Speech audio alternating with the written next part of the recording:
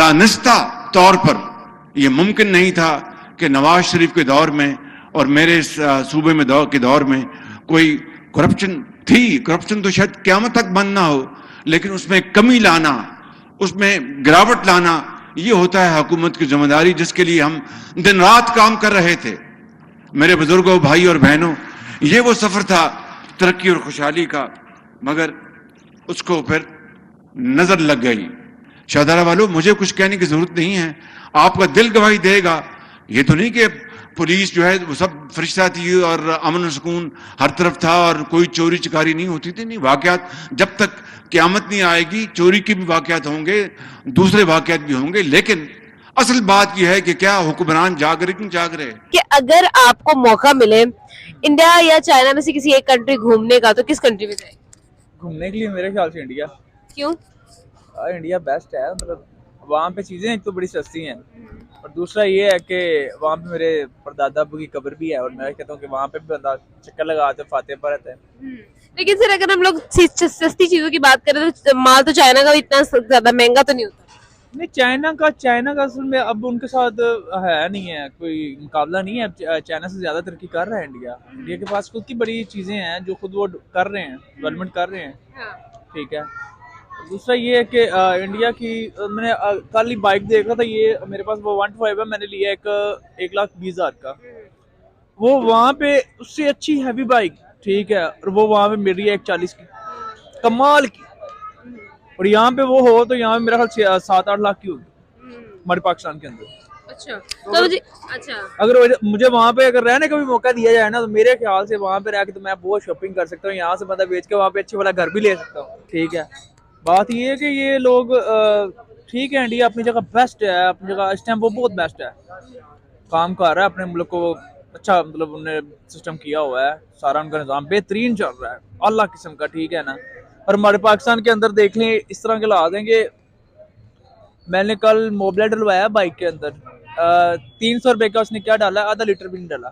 ठीक है, और वही 300 रुपये मुझे ऐसे लग रहा था 300 रुपये ज्यादा है, मोबिला कम है। तो पैसे की वैल्यू बिल्कुल जीरो कर दी इन लोगों ने, पैसा टके का नहीं रह गया। और ये लोग कहते हैं जी हमारा मुल्क खुश है, ये है पैसे तो खैर वाकई टके का नहीं रह गया। टका बांग्लादेशी करेंसी को कहते हैं, और टका जो है वो पाकिस्तानी करेंसी से ऊपर चला गया। नहीं, वाकई हाँ, वो उनका तो हमसे नीचे था। हाँ, अब ऊपर चला गया भाई, कहाँ रह रहे हैं तो आप? अच्छा, तो इसी वजह से तो आपको खुद देखे ना कि इस वक्त डॉलर जो है वो 287 पे चल रहा है। अभी स्टिल जो है वो उसकी उड़ान जो है वो थम नहीं आ रही। 287। 287। हाँ जी, ਤੁਹਾਡਾ बोला जाए, ये कब से हो गया है? ये आपको पता ही नहीं है? और मैं यूट्यूब पे बस सोशल मीडिया देखते रहता हूँ, ये तो मैंने कभी देखी नहीं, डॉलर का रेट और अपनी करेंसी का क्या सीन चल आपको रहा है। पता पेट्रोल की प्राइस तो पता होगी ना? हाँ, वो तो 300 ले गए हैं ये जालिम। दानिस्ता तौर पर यह मुमकिन नहीं था कि नवाज शरीफ के दौर में और मेरे सूबे में के दौर में कोई करप्शन थी। करप्शन तो शायद क़यामत तक बंद ना हो, लेकिन उसमें कमी लाना, उसमें गिरावट लाना, ये होता है हुकूमत की जिम्मेदारी, जिसके लिए हम दिन रात काम कर रहे थे। मेरे बुजुर्गों, भाई और बहनों, ये वो सफर था तरक्की और खुशहाली का, मगर उसको फिर नजर लग गई, उसको नजर लग गई और तरक्की जो है वो माकूस हो गई, और हर जगह यहां पर वीरानी छा गई। याद करें वो दिन जब इस शहर की माल रोड और गुलबर्ग रात को 2 बजे सड़कें धुलती थी। मैं दुरुस्त कह रहा हूं या गलत कह रहा हूं? आपको याद होगा, आज वो सड़कें टूट फूट का शिकार हैं। इन 4 सालों में सड़कें बर्बाद हो गई, सफाई बर्बाद हो गई, सफाई का निज़ाम ख़त्म हो गया। वो तुर्क हमारे जो दोस्त थे उनको गिरफ्तार किया गया, उनको बेइज्जत किया गया। ये है जो तबाही पिछले 4-5 साल में।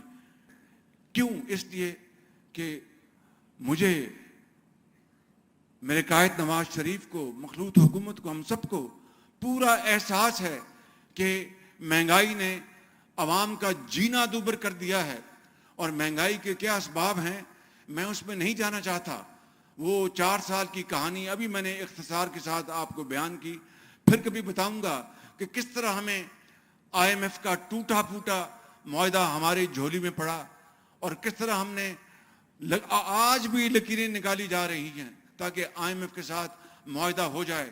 मैं उस दिन के लिए मैं अल्लाह ताला से कहता हूं कि मेरी जिंदगी में अगर हम IMF से जान छुड़ा लें और ये जो बेड़ियां IMF की ये कट जाएं एक दिन, तो वो पाकिस्तान का सबसे बड़ा खुशी का दिन होगा कि पाकिस्तान अपने पांव पे खड़ा होगा।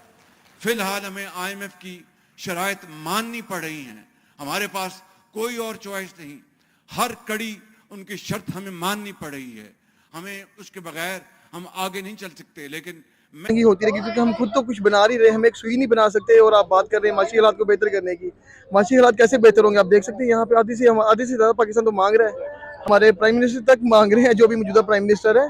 तो का जो ये इकोनॉमिक क्राइसिस है, पॉलिटिकल इंस्टेबिलिटी एक बहुत बड़ा फैक्टर है, लेकिन उसी के साथ साथ अगर हम लोग बात करें तो हमारी जो डिसीजन मेकिंग प्रोसेस है या जो हमारा सिस्टम मेकिंग प्रोसेस है वो बहुत ज़्यादा ख़राब है। हमारे जो कि हम लोग ग्रो कर सकें, जब हमारे पास प्लेटफॉर्म नहीं होंगे, फैसिलिटीज़ नहीं होंगे, तो हम किस तरह अपने मुल्क को ग्रो कर सकेंगे या फिर हमारी इकॉनमी जो है वो किस तरह बढ़ पाएगी। इसको ख़त्म करने के लिए सबसे पहले ये प्रोसीजर है कि अवाम का वोट जो है ना, जो पब्लिक वोट है उसको मैटर होना चाहिए, वो मैटर करना चाहिए। यहाँ पे क्या होता है कि वोट हम किसी को दे आते हैं, जो बॉक्स है वो किसी के लिए खुल जाता है। पाकिस्तान को, जिसकी वजह से पाकिस्तान का वर्ल्ड वाइड जो ट्रस्ट लेवल है वो काफ़ी ज़्यादा डाउनफॉल का शिकार हुआ।